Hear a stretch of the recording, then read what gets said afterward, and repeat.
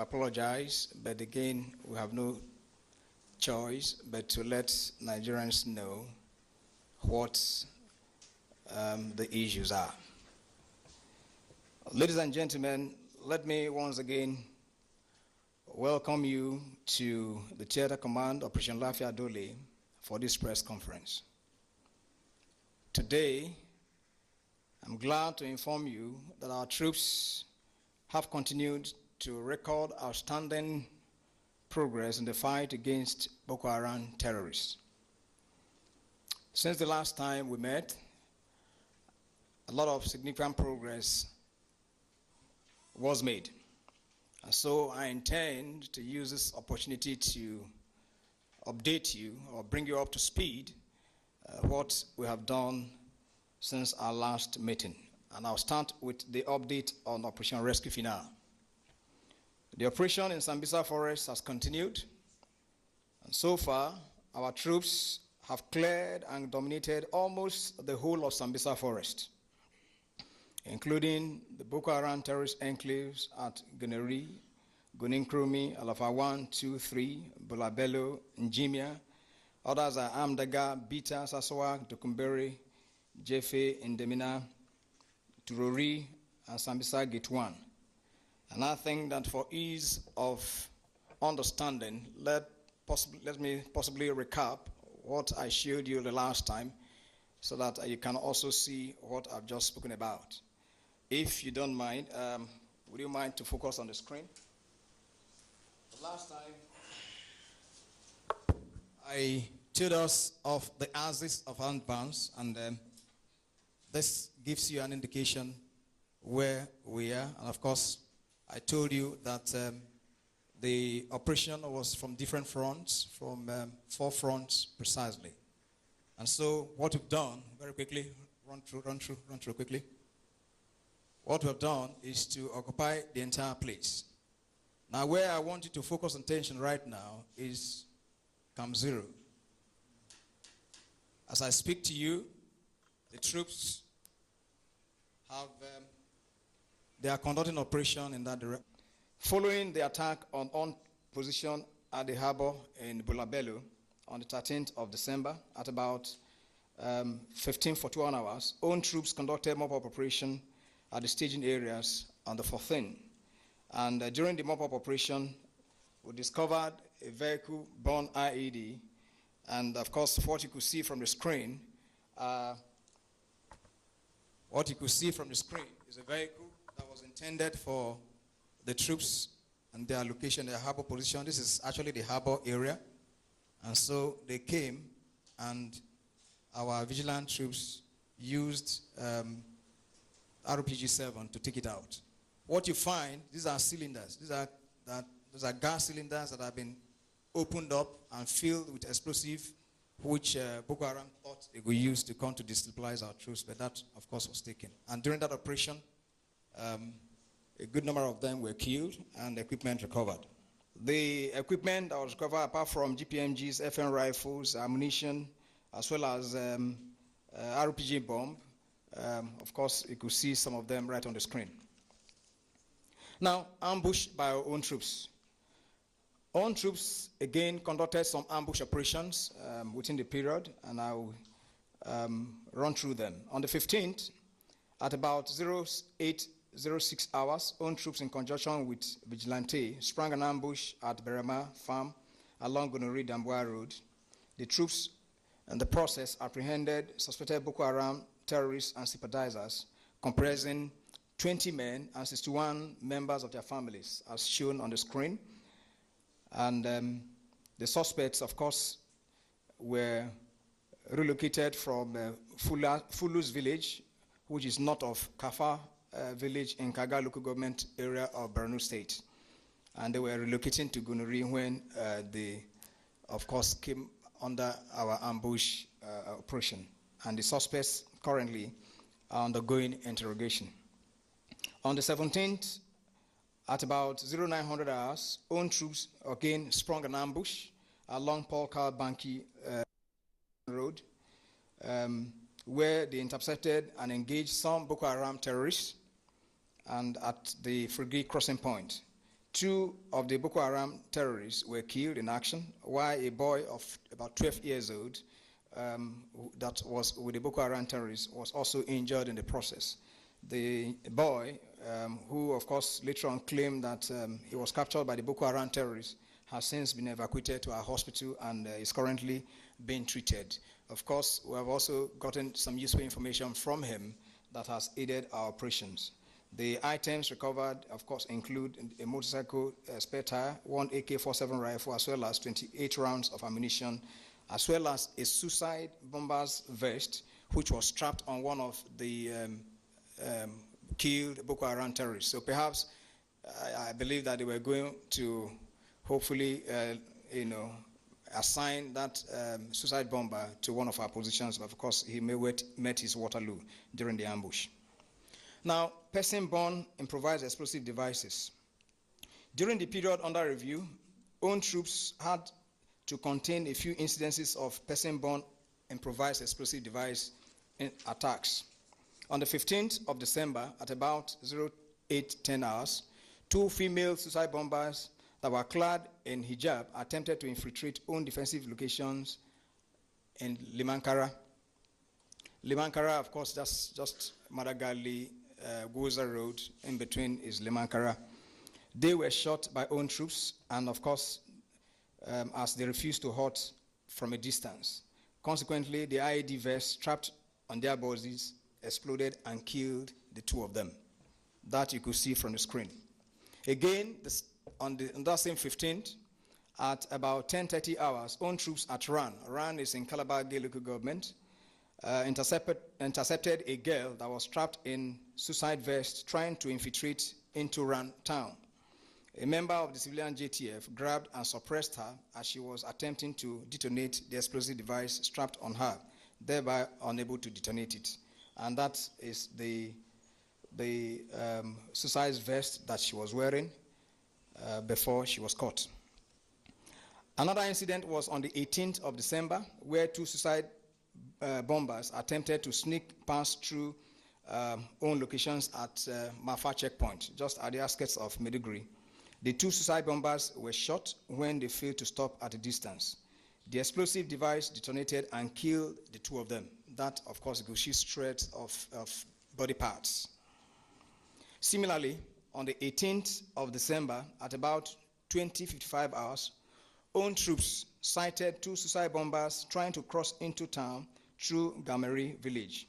The suspects were challenged by own troops from a distance, and when one of the suicide bombers realized, of course, and panicked, the suicide vest was detonated, and that killed her and the second suicide bomber. However, the suicide vest on the second suicide bomber did not explode, which later on we called in the EOD team to detonate them. And apart from the 2 suicide bombers that were killed, 3 civilians were also wounded in that incident. The injured civilians were evacuated to Maiduguri General Hospital for medical attention. Of course, I also mentioned that the EOD team, which of course came from the police, were contacted and they neutralized it. NEMA as well as ICRC personnel were brought in to disinfect the general area. Now, let me make a comment on these incidences of improvised explosive device attacks. I have, following the spate of increase, I requested the Commissioner of Police of Borno State and that of Adamawa State, as well as the State Director, Department of State Service, Borno State, that they need to heighten their operations to ensure that all cases of suicide bomb attacks and IED will be brought to a close. They are doing quite well. They have heightened their operations, and of course, with intent to locate where these suicide bombers have been where they are being sent from, and possibly the laboratories where the suicide bomb vests which they usually put on, where they are assembled. So these are things just to let you know that there's some form of collaboration that that is ongoing, and I think that in due course you'll be informed. Now, again, within the period, we have conducted clearance patrols. Own troops conducted some clearance patrols in suspected Boko Haram terrorist enclaves. On the 15th, at about 11:15 hours, own troops conducted a robust clearance patrol in the general area of Kangarwa, Metele, Dogunchuku. Again, I've told you that at the fringes of Lake Chad, we have we are doing a lot of cleanup to ensure that into the Lake Chad waters, we're able to provide the environment that will enhance the operation of the maritime component that are about beginning their operations in a few days from now. So this operation that I've just talked about, this clearance operation, is geared towards that. So during that operation, of course, we killed one of the Boko Haram terrorists, and we also got one elderly man who, of course, confessed that he is the Amir of the Boko Haram in the entire Tumbus. The Tumbus are some isolated islands on the Lake Chad. And of course, because of the gunshot wound that was inflicted on him, he died afterwards. So, of course, one of our soldiers, as well as our vehicle, was destroyed by the RPG-7 bomb which the Boko Haram terrorists fired. And then, of course, the soldier was also wounded. The soldier is already recovering from our hospital. On the 18th of December, at about 08:30 hours, own troops conducted clearance operation to Massa village, which is in Gulumba, Ghana, towards Gulumba, Ghana. After that, of course, we also entered Gulumba, Ghana, and as well as Jinkori, Zangeri villages. And in that operation, the troops rescued 67 female adults, 23 male children, and 19 female children that were held hostage at Massa village.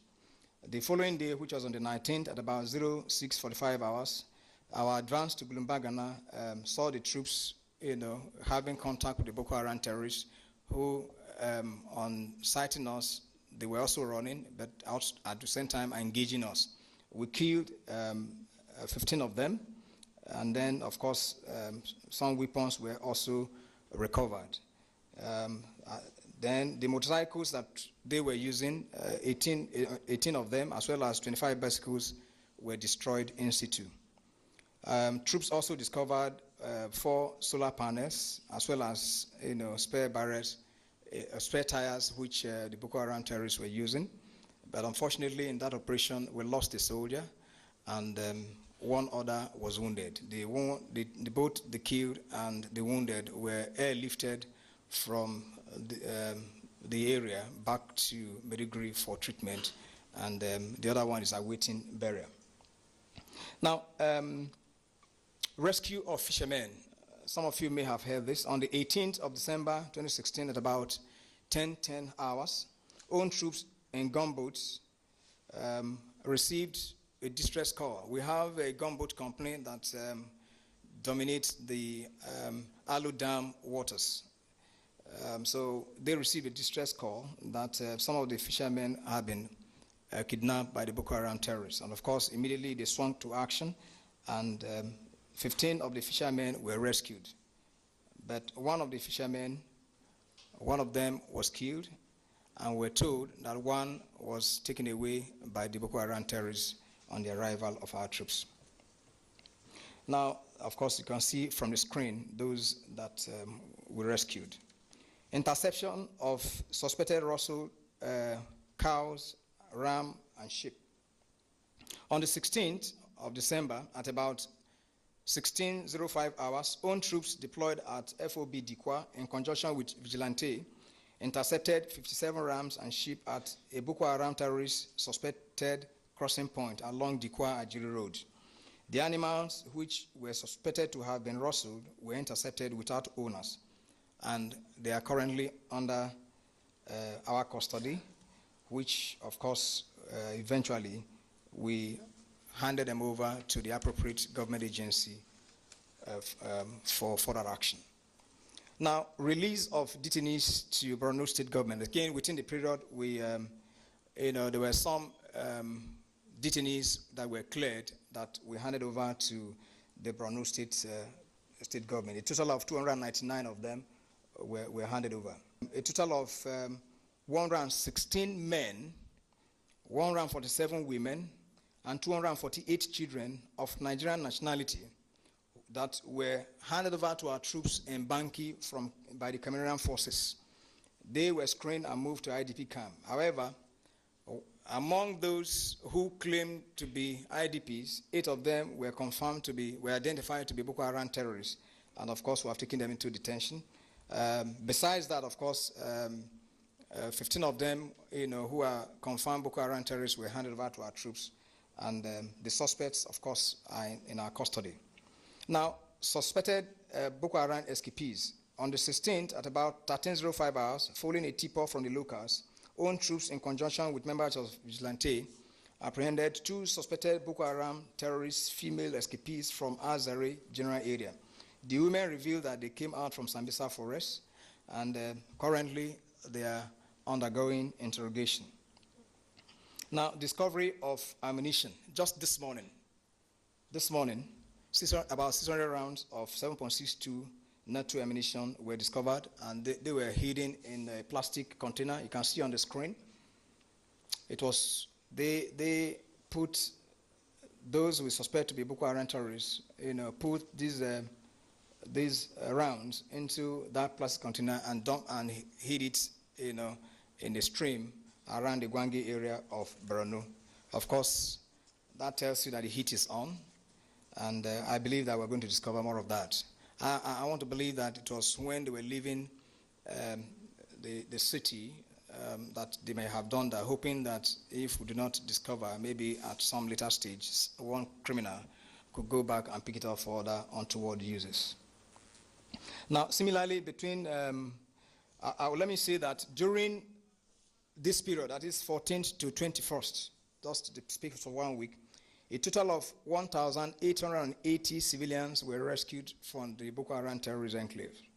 Similarly, between the same period, a total of 564 Boko Haram terrorist members were arrested, while 19 others surrendered to our troops. Also, 7 suspected kidnappers and 37 foreigners were equally arrested within this period. Now, let me say something on this surrender.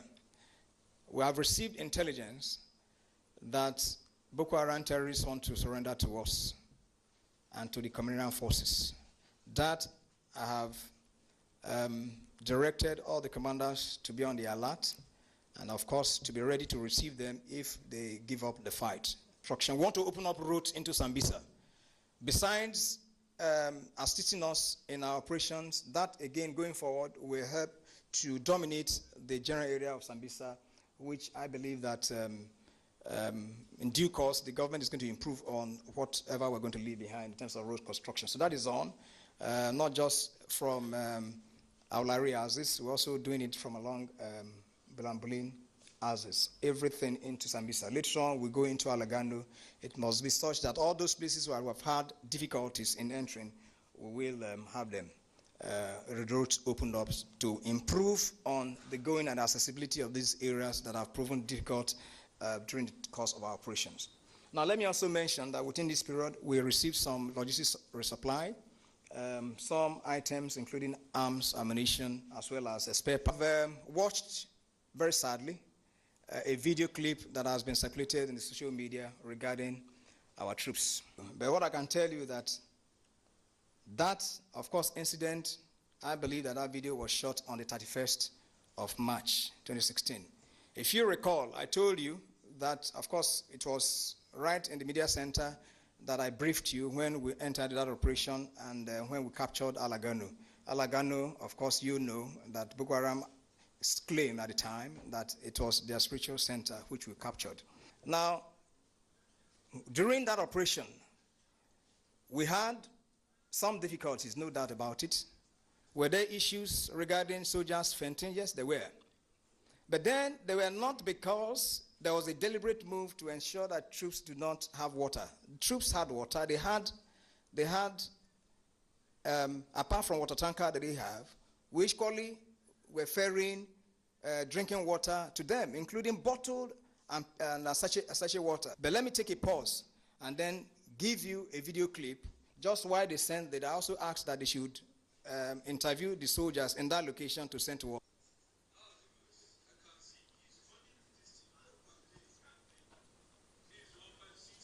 I don't know whether that shows that soldiers are hungry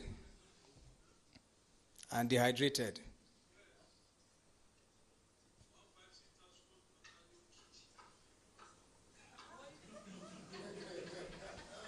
Well, that's if you want to be a soldier, this is what you are likely to The theater commander there, enjoy. with What you do. details of successes being recorded by troops in the theater. You can see they are well catered for.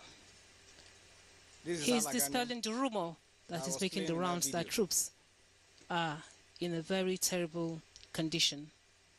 So these pictures are there for everyone to see that the troops are in high spirit and indeed ready to exterminate Boko Haram from their hideouts across the northeast.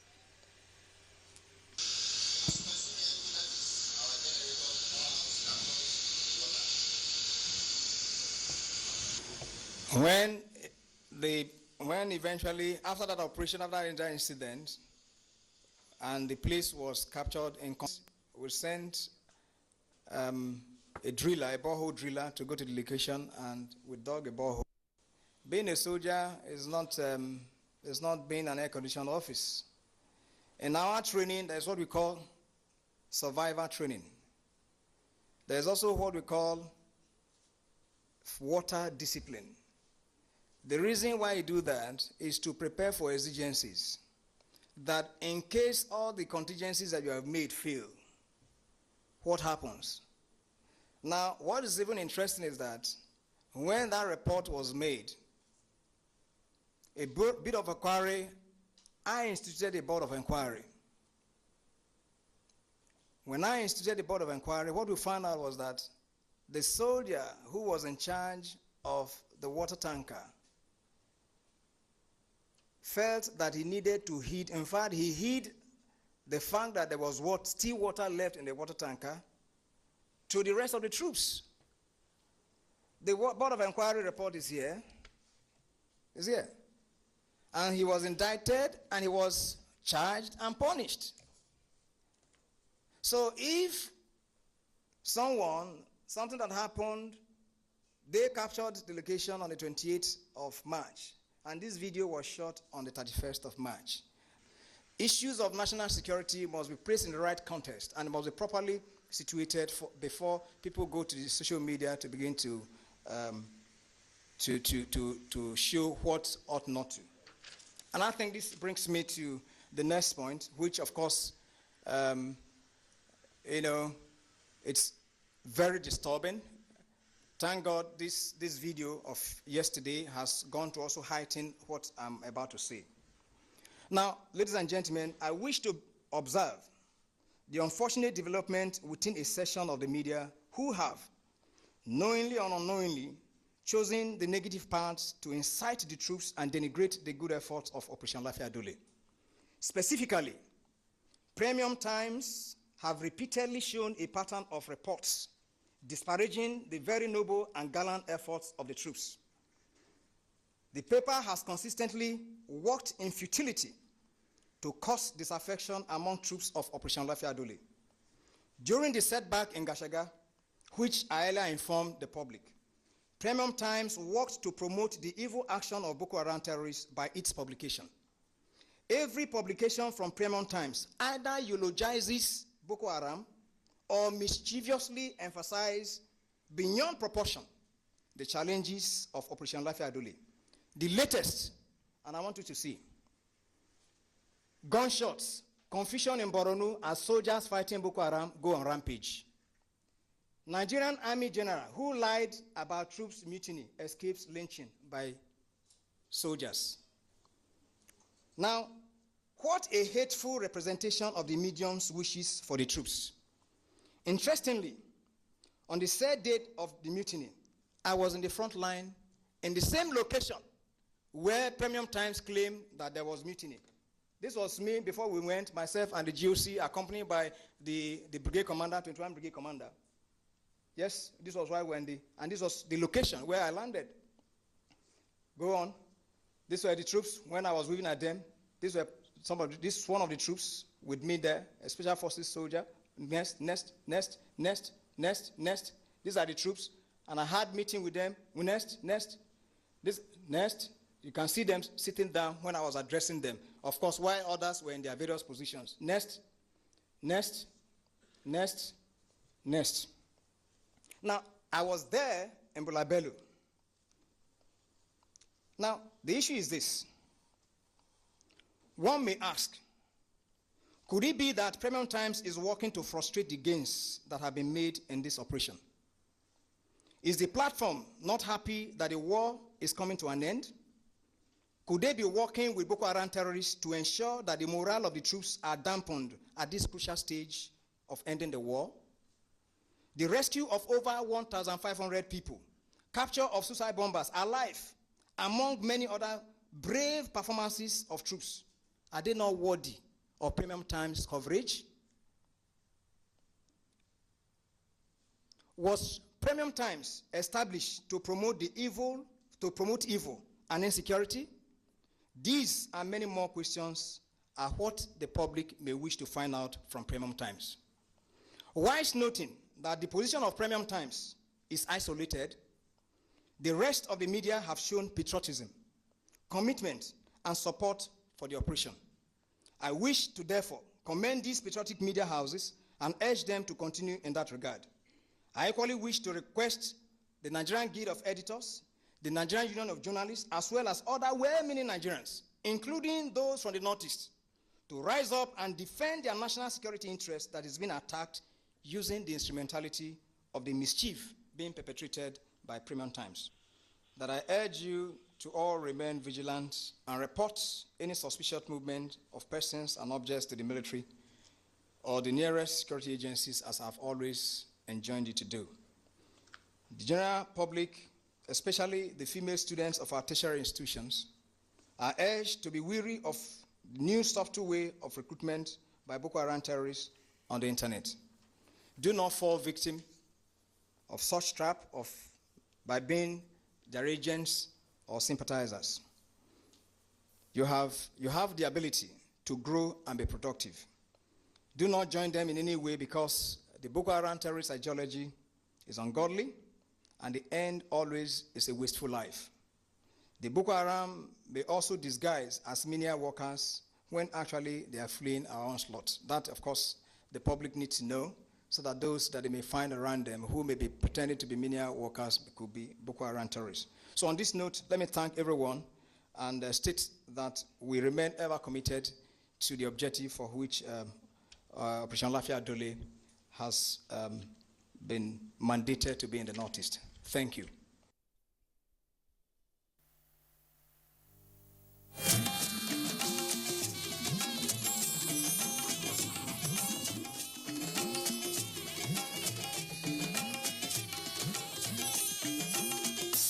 This is the network service of the NTA.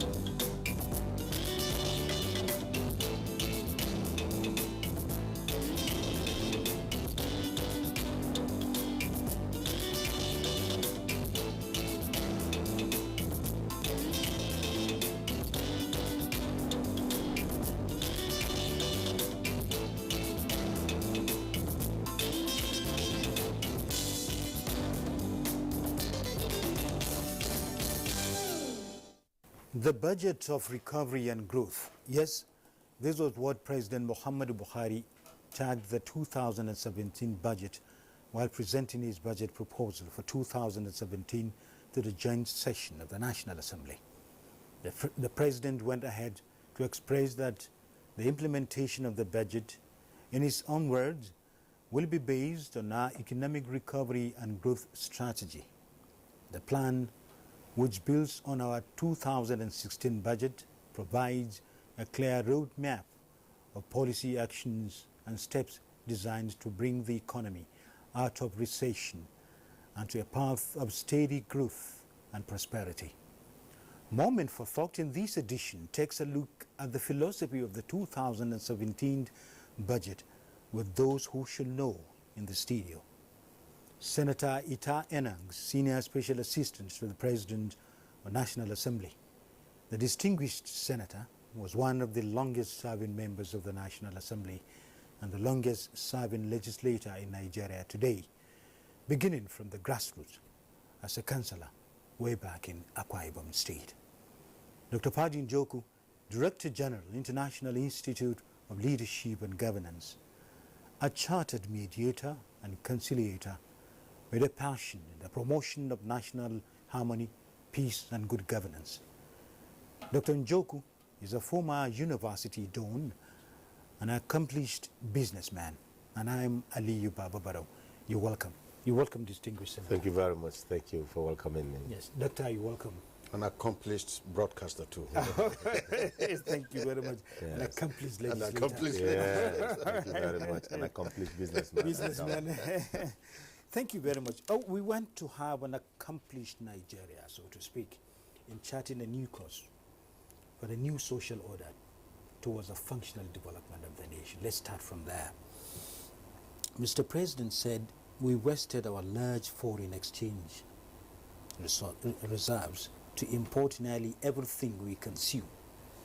Our food, our clothing, our manufacturing inputs, also our fuel, and much more. In the past 18 months, when we experienced low oil prices, our foreign exchange earnings cut by 60% and our reserves eroded.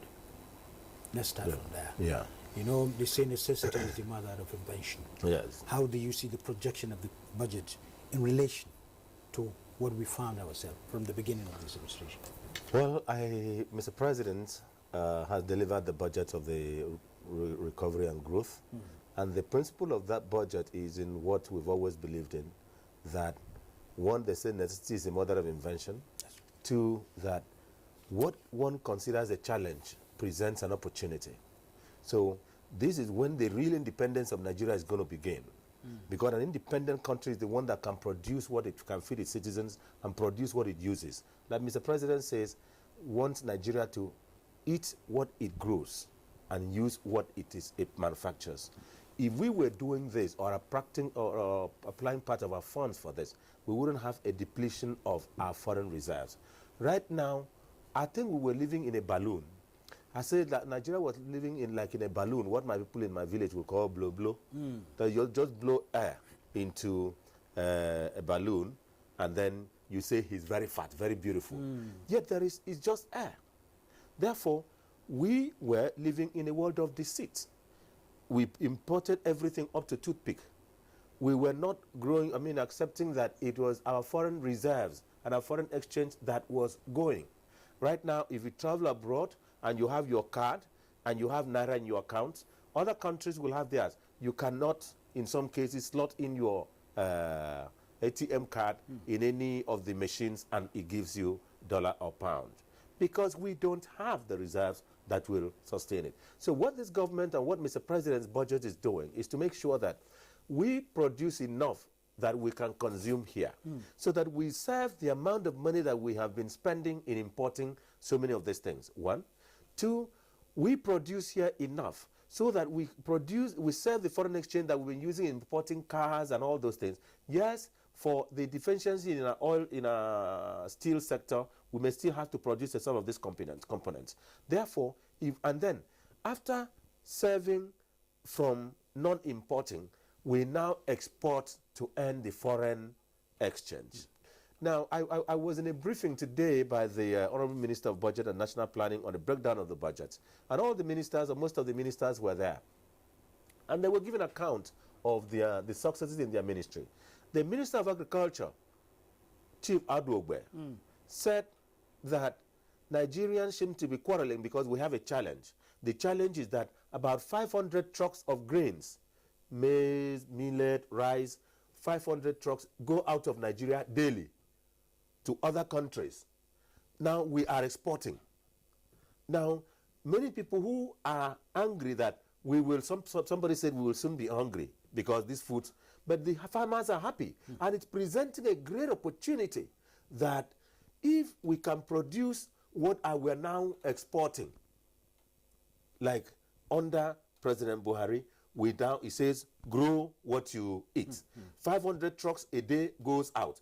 That is earning foreign exchange for Nigeria. Yes. And is engaging Nigerians in this. And more people who were looking for jobs are no more looking for jobs in most employment. They are looking for engagement, input to go more into agriculture. Yes. Therefore, the question of depletion of foreign exchange is going to be reversed. Mr. President in that budget speech said, look, that we're bringing Nigeria out of recession and that this is the budget of recovery. Don't forget, the National Assembly passed a resolution, concurrent resolution, and said, President Muhammadu Buhari, President of Nigeria, come and address us on the steps that your administration as head of the executive and head of the government is taking to bring Nigeria out of recession. And Mr. President addressed us on all this, yes, in addition to laying out the budget of 2017. Good. Therefore, we are going to have a reversal of this situation. Thank God, on this program the last time, I said that we should encourage local consumption. Right now, most Nigerians have stopped, yes, not reduced. They have stopped eating imported rice. Yes. And finally on this point, I read one economic news today that rice in Cotonou has gotten down to 8,000 naira a bag because no Nigerian is buying it again. Yes. Therefore, this is the budget and the leadership of this country that is going to bring us out of yes, recession. you know what comes out from what you've just said. Number one, there's that symbiotic relationship in the two institutions of governance, Yes. the executive and the legislature. And you are a legislator. That is why I put it an accomplished legislator for that thank you matter. very much. And the second one, which I'm going to Dr. Padi Njoku, an accomplished businessman. You're still in shipping, different kind of businesses, import and export and what have you. He speaks about changing habit. And Mr. President says in the budget, we will change our habits and we will change Nigeria. Is it a catchphrase? Yes, it is a catchy catchphrase. The truth is that we've been living a lie as a nation. We've been living a false life, and we cannot sustain it. Every apparent difficulty is an opportunity wrapped with thorns and ropes. If you are patient enough to untie those thorns, you will see the opportunity inside. It pains me that a nation of 170 to 180 million people will import virtually everything they need. I was at a wedding, and what struck me, funnily, is that, okay, so these wedding garments, we will continue importing them forever. The suit of the young man who is wedding, and virtually all their mates there. So the culture has been sold to us. The accoutrement that goes with the practice of that culture has been bought. And when I left the wedding and went out, all the other chaps doing services there are wearing jeans. Okay? So both the wedding gown, the suit are imported. Then the apparels of the boys who were serving are also imported. The drinks are imported. Everything imported, except the only local content is this my body here. And what we eat is imported. What we wear is imported. At times, what we even think is imported.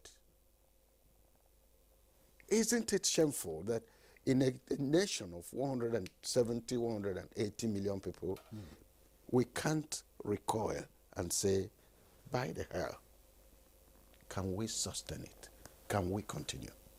That was why on this podium once I said I was happy that the oil output was receding so that our thinking can be improving. Yes. We are going through weaning, what is called weaning in child upbringing. When a child continues sucking breast milk till the time the mother says, sorry, it's enough, the child will feel bad. But then he will now start learning to eat solid food. I think that is what Nigeria is going through. But my greatest concern is sustainability and practicability of all the literature that has been written. I am not insinuating by any standard of imagination that we cannot come out of the doldrum because of insatiable loss for foreign goods and what have you. That's it. But this is what Mr. President said. Our economic recovery plan will be hinged on optimizing the use of local content and empowering local businesses. The role of government must be to facilitate, enable, and support the economic activities of the Nigerian businesses. That could be achievable. It's achievable because when you see the leadership of Nigeria, when he's saying that most people at the weddings, most of the suits are imported, it's not correct. Okay. Most of those suits are sewn here. Most of those suits are sewn here. And I have so many fine, good friends that I say, I like your suit. They say it is made in Kaduna. The man comes here to take measurements. It is made in Aba. And the other day, Senator Inanya Baribe referred and said, look, the wear of what the Senate President dressed for that event were made in Aba. And all these things are now being produced in Nigeria. And the only thing we want to do is that let those people who make it now get confident enough. I think they're confident that you don't make it in Aba and then you put it Korea at the as a label, so that it will be known that it is made here. The labels are imported. No, they make the label to show that to make encourage you to buy. That it's not made here. Meanwhile, it is you that is making Our it. insatiable lust for foreign goods, perhaps. Yes. Now the army that got part of their boots and all the components are going to be made here. Now, I want to emphasize that the essence of this budget and the content is that each of the agencies of government will have to change its direction. One, the army has so many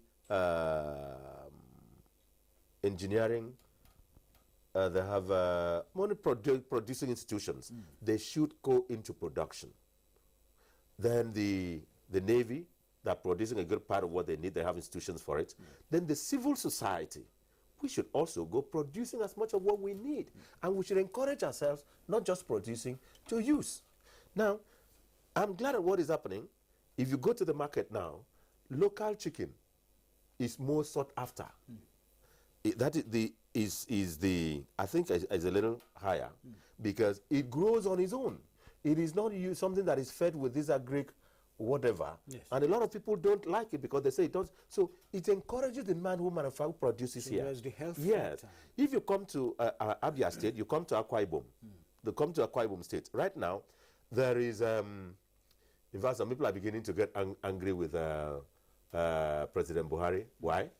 Because he said they were selling their banana at 3,000 a bunch. That Buhari now drives everybody into the farm. And a big bunch is now 700, not up to 1,000. Everybody has gone back. Everybody has gone back to the farm. Yes. Now, what we are doing in Akwa Ibom and in most of those areas is that they are now establishing plantain processing facilities so that you now process it into powder that it can be preserved. As you said, yes. Necessity. So necessity has made all this. I want to think there are many times on this program which I've always said, one, and I've been carrying this campaign for over 15 years, that we should no more go to the creeks to destroy our local refineries. I've been carrying it. We should rather add bring technology to it. How much do we import? What is the exchange rate today that we will use to import refined petroleum product? Soon there's going to be a cry for increase because of the cost exchange rate.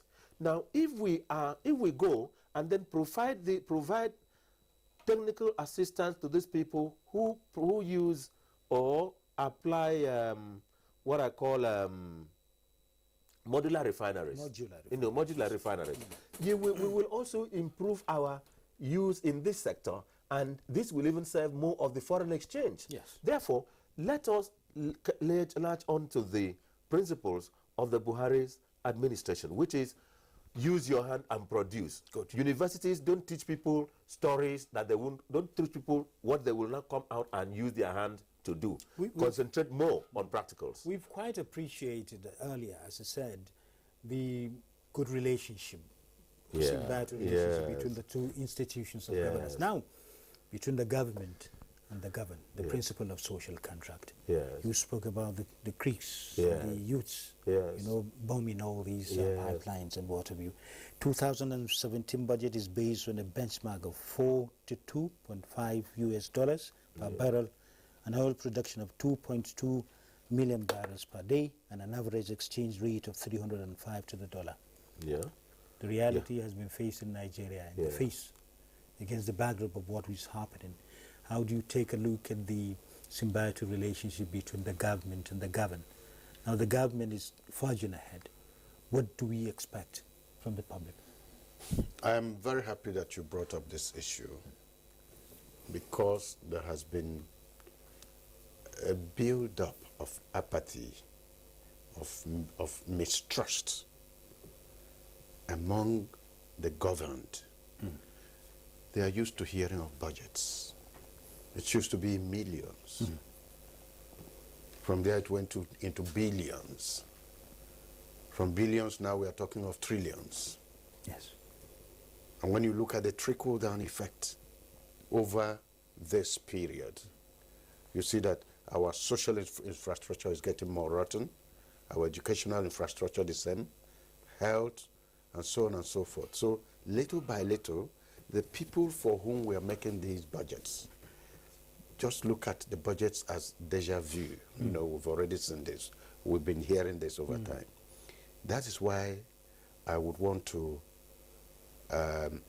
appeal to the senator to advise the president that we need a new approach now of sensitization to say it is no longer business as usual. We have not come to do a sing-song. We have not come to present. I mean, it's become a ritual. Every year, the president goes there, presents, you know, the joint National Assembly sitting, receives him, we clap hands. The people are saying, or we, the people of Nigeria, are saying, what is the effect of the rise in the progressive rise in these budgets? So we need sensitization to tell people that now we need to take our destiny into our hands. We don't need to kneel down from morning to night and pray when our hands are there and we should work. Yes. We must produce what we eat. So sensitization to bring the people close, to bring synergy between the government and the governed is very, very important. Yes. And as he said, we must appreciate the little efforts that our people have been making. Some of these chaps who start these local modular refineries are driven into those industries by necessity.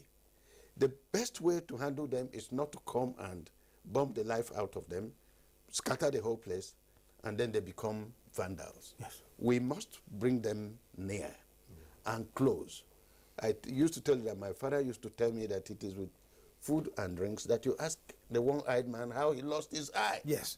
You know, it's not with bombs and guns. Talking to two of you, maybe we need about 2 hours, but you know, moment for thought is just to get it within the spot of the moment and tease out people's thinking and faculty of thought, so to speak. Chinua Achebe says, those who live by the Niger do not wash their hands with spittle. As he said, Nigeria is a blessed nation with tremendous human and material resources. And Mr. President said we will increasingly grow and process our own food, manufacture what we need, refine our petroleum products, buy made in Nigeria goods, promote the manufacturing powerhouse of Aba, Calabar, Kaduna, Kano, Lagos, Nnewi, Onitsha, and Ota. Our objective is to make Nigeria a new manufacturing hub. Yeah. Otherwise, the Japan of Africa, if I quote it that way. Yeah. It's feasible. It is feasible. And how is this more feasible? It is going to be done by the fiscal policy and making loans easily available. And again, is by engaging the private sector. Because most of these people could have ideas and the amount, the interest rate is driving them off. There is the government program through the Bank of Agriculture. One, the federal government is engaging with the states to provide land and all that so that it could be done. Now, for the industries, there is the Bank of Agriculture, and then the Bank of Industries, I beg your pardon. And then there are so many financial packages done by the, issued by the central bank, yes, which are helping in actual fact. And it is not just theory, and it is not they're not sending out, say, go and bring me reports. I'm sure most of us saw the governor of the central bank, Godwin Emefiele, with the governor of Kebbi State, with the governor of Ebonyi State, with the governor of Cross River State, with the Minister of Agriculture, with institutions practically inspecting farms, yes, seeing what they're doing.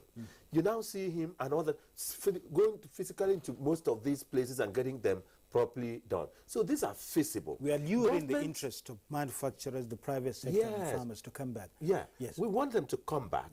We provide the enabling environment, yes, for loans and other facilities. It is to create the environment and the regulation that you can do and pay. Yes. That is why sometimes I get angry that there is a group of Nigerians that Nigerians have over-pampered.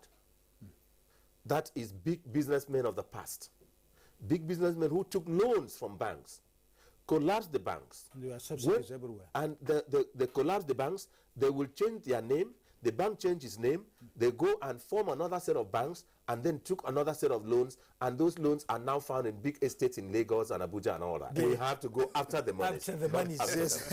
After the money. Well, let me give you some quiz here. There is a tide in the affairs of men which, taken at the flood, leads on to fortune. Omitted, all the voyage of their life is found in shallows and miseries. We have an opportunity. Let us take it. Who Shakespeare's Julius Caesar. From Julius Caesar, but who made the quotes? Who quoted Julius Caesar? It was President Muhammadu Buhari. So yes, at inauguration. So yes, we're still on the right path. Yes. That is exactly what the government is doing. And this is the affair in the tide of men, which we have to take it as an opportunity, yes, too, because challenge produces success. You know, he's a literary man, yeah, but in French and English. Yeah. Just 1 second. Yes. We have an opportunity. Let's pick it. We have an opportunity. Let's take it, yeah. But that opportunity must be linking up with our people. We have been budgeting over the years for the interest, just like you said, of a few businessmen, and the rest, our civil servants, we pay them. Yes. We are not employing up to 10% of our population, and we're about 180 million odd now. The rest of the people must be put to work. We must find a way to get them employ themselves and employ others. Like the example of the central bank. Yes, that's when this thing can trickle down. Yes, yes. If we are looking for bogus policies that need so many years to interpret before they trickle down to the people, we'll still be going down the hills. Yes. Thank you. Such a wide sea are we now afloat, and we must take the current when it serves. Thank you very much, Dr. Pardin Joku. And thank you very much, Senator. Thanks, Nigerians, and I pray that you don't need a lot of money to start business. Start business with what level you would have, and it will grow, and you'll be the biggest in Nigeria. Yes, thank you very much. Well, every situation has to be faced with what is necessary. That is the crux of the matter and what we've discussed. That has been Moment for Thought. Thank you very much. Goodbye.